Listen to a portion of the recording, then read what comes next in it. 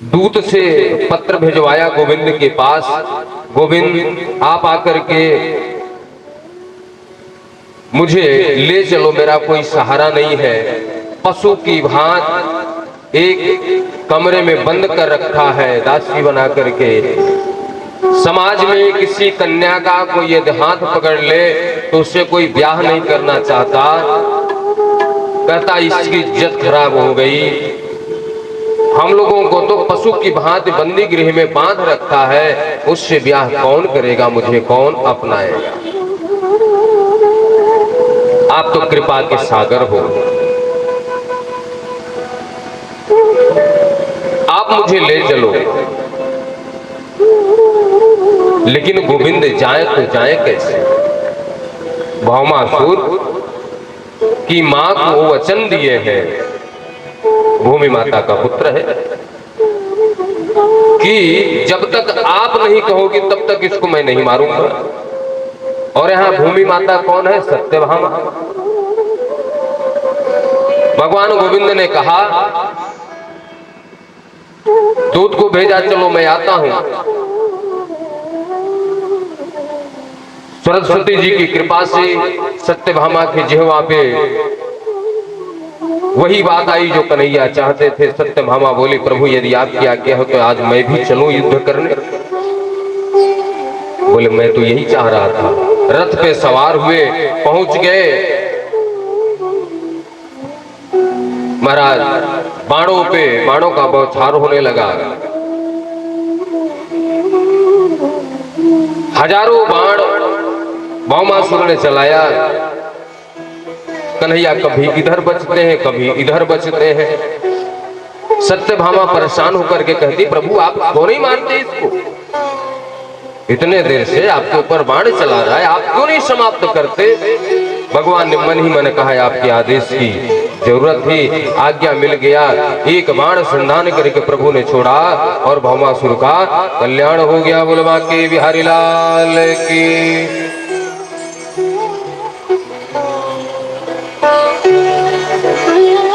आज उस बंदी गृह में मेरे गोविंद जाते हैं।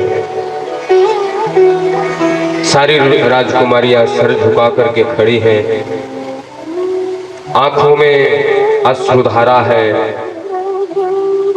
मुझे कौन अपनाएगा, मुझे अपना कौन मानेगा? गोविंद ने कहा, जिसका कोई नहीं होता उसका साथ मैं देता हूं, आप सब मेरे साथ चलो। 16,100 राजकुमारियों को लेकर के गोविंद अपने घर आ गए। भगवान के कितने ब्याह हुए? बोलिए 16,100।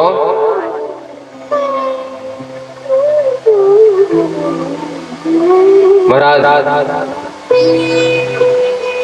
भगवान की एक रानी से 10 पुत्र और एक पुत्री का वर्णन है। 16,108 में 11 का गुणा कीजिए, जितना आए उतना बड़ा परिवार गोविंद का है। इतने बड़े परिवार में कभी कोई गुस्सा भी करेगा, कोई मुंह भी फुलाएगा, कोई नाराज भी होगा, कोई रोएगा भी।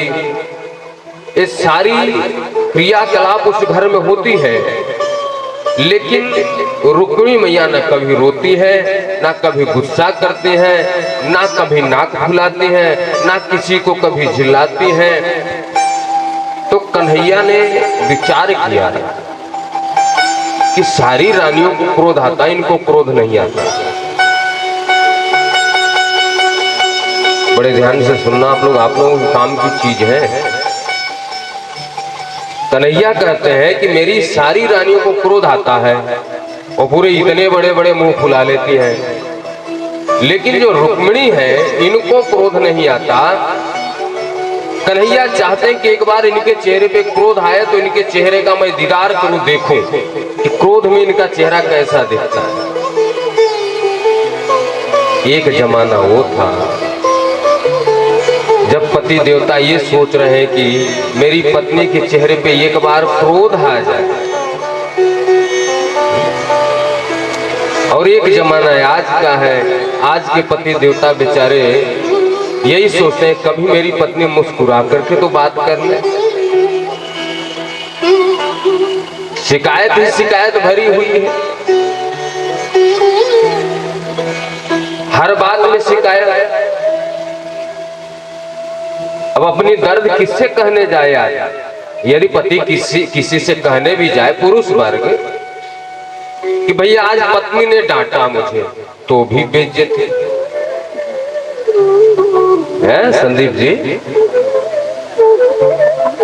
यदि पत्नी की डांट सुनकर के पति देवता किसी से कहने जाए, आप भी सुनोगे, नंबर आ रहा है, तो भी बेइज्जती के बता। अरे पत्नी की डांट सह के रो रहा है, धन्य हो आदमी। और न बताए तो भी रोए, बताए तो भी रोए, न बताए तो भी रोए, तो क्या जहर खा के मर जाए बेचारा।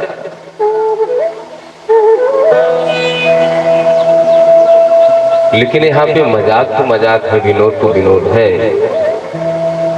स्त्री जाति को भारत में सम्मान दिया गया है।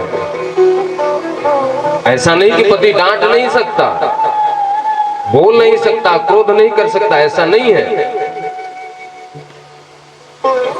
क्योंकि हमारे शास्त्रों में कहा गया है जहां पे स्त्रियों का सम्मान होता है, जहां माताओं की वंदना होती है, वहां पे भगवान निवास करते हैं। तो मैं प्रार्थना करूंगा जितने पति देवता लोग हैं, सुबह शाम पत्नी की आरती जरूर करें।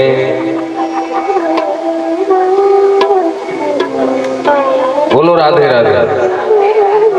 अर्थात आरती का मतलब नहीं कि अगरबत्ती लेकर के बैठ जाएं, आपस में कभी लड़ाई झगड़ा न करें। देखो ये जो रिश्ता है ना पति पत्नी का, जन्म जन्मांतर के लिए होता है। जिस दिन मांग में सिंदूर पड़ा, उस दिन वह कन्या या वह बालक एक दूसरे के जन्म जन्मांतर के साथी हो जाते हैं। वो अलग बात है कि 4 दिन बाद तलाक ले लें, डिवोर्स हो जाए, लड़की को जला दे, लड़का जहर खा ले, वो अलग बात है। क्योंकि ब्रह्मा जी ने राधा रानी का ब्याह भांडीर वन में गांधर्व विवाह किया था, मात्र राधा रानी के मांग में सिंदूर ही तो पड़ा है। राधा रानी ने अपना पूरा जीवन न्यौछावर कर दिया। तो आपस में पति पत्नी को कलह करके ऐसा नहीं कि चलो भैया 4 महीने शादी को हो गए, 4 साल हो गए, अब तुम दूसरा देख लो, हम दूसरा देख ले। वो पति पत्नी नहीं है, वो राक्षसी प्रवृत्ति है, वो मनुष्यता नहीं है।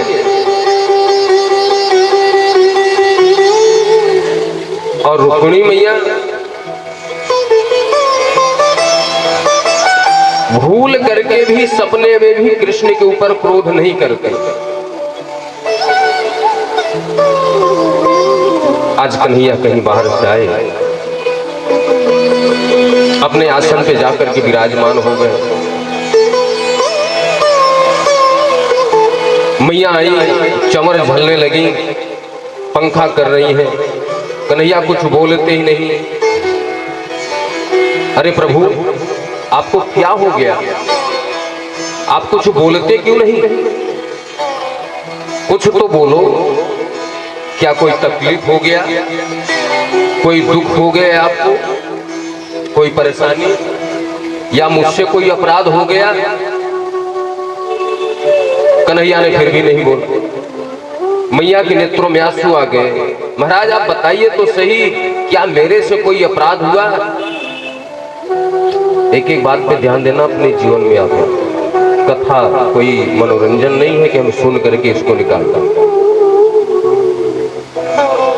पति पत्नी में झगड़ा हो जाए तो ऐसा नहीं कि हम तलाक ही ले लें, डिवोर्स ले लें, अलग ही हो जाए, या गुस्सा होकर के मुंह फुला करके बैठे।